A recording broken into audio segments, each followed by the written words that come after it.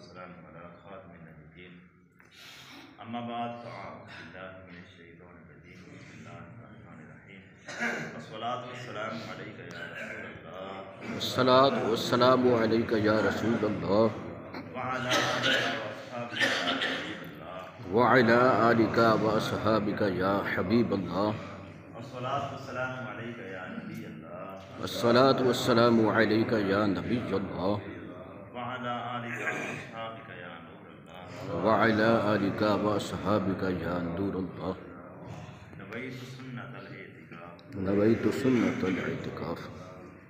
فرمان مصطفیٰ صلی اللہ علیہ وسلم ہے کہ جو شخص مجھ پر ایک مرتبہ درود پاک پڑھتا ہے اللہ تبارک و تعالیٰ اس کو 10 نیکیاں عطا فرماتا ہے، اس کے 10 گناہوں کو معاف فرما دیتا ہے سبحان اللہ، اور اس کے 10 درجات بلند فرماتا ہے۔ سبحان اللہ۔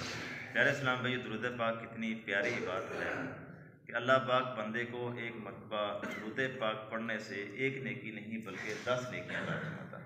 سبحان اللہ، بندے کا ایک گناہ نہیں بخشتا بلکہ اللہ پاک بندے کے 10 گناہوں کو معاف فرما دیتا ہے۔